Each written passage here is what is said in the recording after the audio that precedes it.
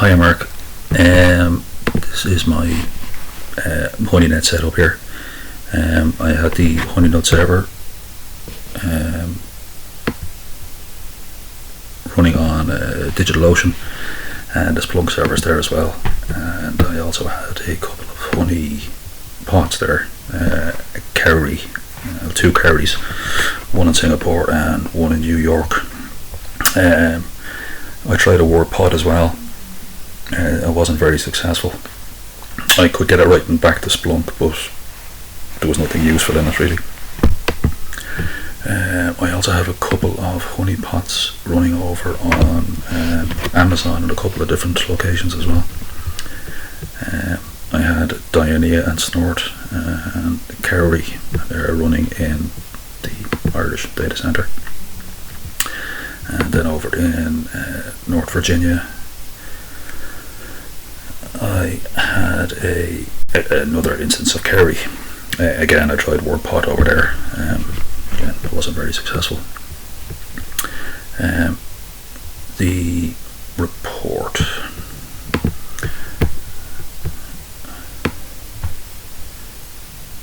Okay.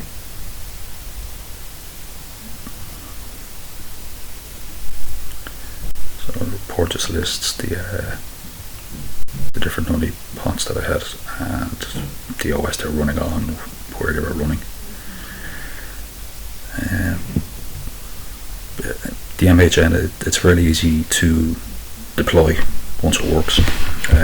Cowrie and Dionea just run the script to just push them out.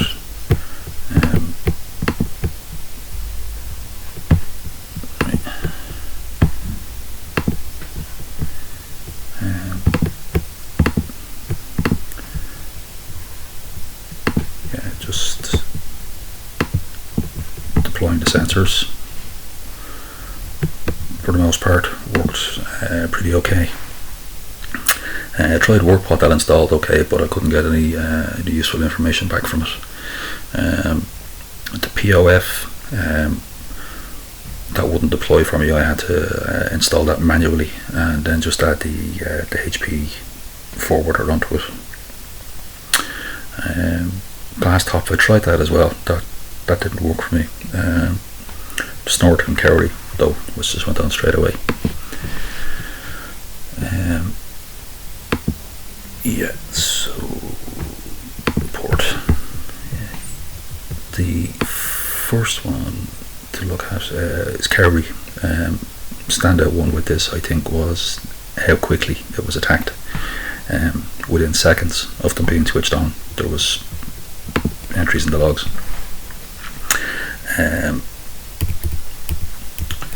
It's just a table just highlighting the locations and the IP addresses of where they are. You can see the average attacks on them there: 5,000, 9,000, 8,000. This is per day. Singapore got absolutely hammered. 24,000. I don't know why that was. This here is the syntax of the search that I ran in Splunk to get those details. I was a little unsure about this top name report. It came in as nproc, which seemed a bit unusual. It was the highest username by far, and same with the password as well. I had a quick look for nproc and I couldn't find anything about it other than the Linux setting for process limits. I did have a look on the SANS Internet Storm Center, and that actually had nproc listed there as well in its top 10 usernames for today. But I'm going to guess that it is actually an error, and those resources were low on either the HoneyNet server or on the Cowrie servers themselves, and just nproc got logged instead of the actual username. So if we ignore them, then the most common username and password are user and user is the most frequent combo that comes up. The source IP addresses was interesting now as well. You can see Ireland shows up 5 times, and they're all from the same subnet, 5.1.86. Going by the MaxMind database that comes with Splunk, that does have the IP addresses being in the middle of a field down in Macroom and Cork.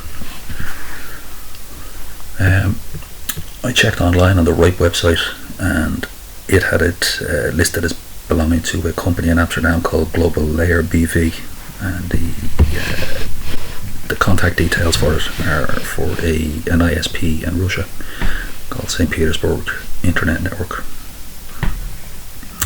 So having attacks coming from Russia makes more sense than having them coming from a field in Macroom. The top commands that were run on the SSH servers as well, just initially when the attack worked and they got logged on, it was just some basic reconnaissance stuff just to see proc version of the OS and uname, just to see what they were. And then after that there was a couple of commands run to wgets and FTPs to a couple of different sites for scripts. Heisenberg's bin.sh was one, ghoul.sh was the other one from a different site. I couldn't find anything about them. There was another one as well, and tried to download Clam antivirus, which I thought was a bit strange. So a hacker breaking in and cleaning up your machine. The top downloads that were carried out when somebody was in, there was a list of different IPs. I checked all those IPs against the abuse IP database website, and all the IPs were reported on this website as well. And funnily enough, a lot of the reports for the IPs, they've all been quite recent, and most of them came from Honeynet's. You can see there, Honeynet server, Honeynet server.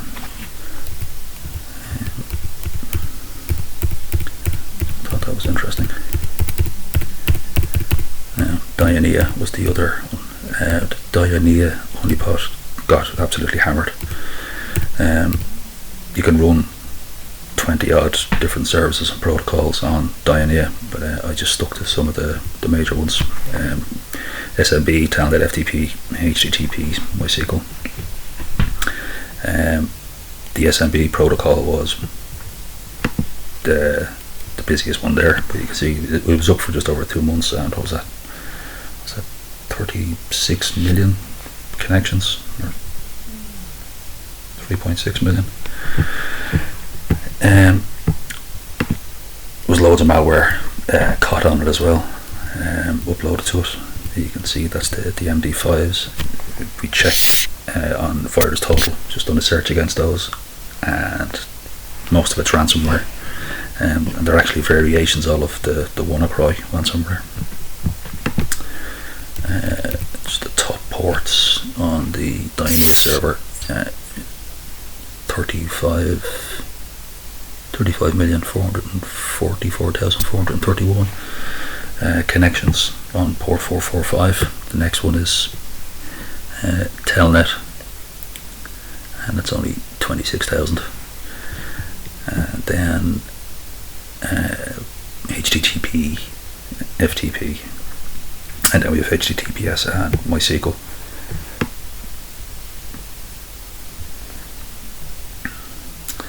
And interestingly, whereas most of the IPs that were attacking Kerry servers were bunched together, the machines attacking the Dianea server were much more widespread. There's only one country is there twice, the United States. The rest of them, it's all over the world, from Mexico to India to Vietnam.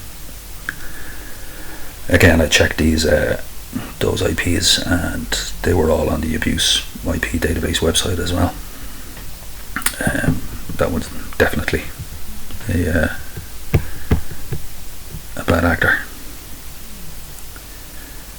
just had a quick look as well to see if there was any crossover between IP addresses that were scanning the Kerry server and the Dianea server. There were quite a few, but 208 in total. But a lot of them were just, there might be 50 scans against Dianea, whereas there's only one against Kerry and vice versa. So I narrowed it down a bit to only connections that were 10 or more, and that still left us with these 4 IP addresses. And then I had a P0F running on the Dianea machine as well, just to get an idea of the OS of the people that were attacking. And strangely, Windows 7 or 8 came up massively ahead. Now I know it is possible to fake the fingerprint of the attacking OS, and that may be changed because it was going after a Windows protocol. But I still thought it was interesting. I mean, Windows in the top 2. I thought Linux would have been at the first 2 or 3 places. And the other honeypot I installed was Snort. It gave pretty much the same information as the other ones, source IP address and port numbers and so on. But one thing it did record that was interesting was or useful, is it gives the attack signature.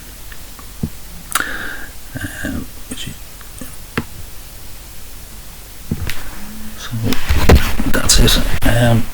There was quite a bit of information to get the IP addresses. I think it would be very handy just for building blacklists for firewalls, and just having a look at the malware binaries as well, just to see what they do. The IP, the geolocation, as the where they're based, could have been expanded on. Could have had an API connection to a Whois server, just to get a bit more information rather than the location. Get the registrar and the ISP name and maybe some contact details. That would have been handy. So that's my report. Thank you.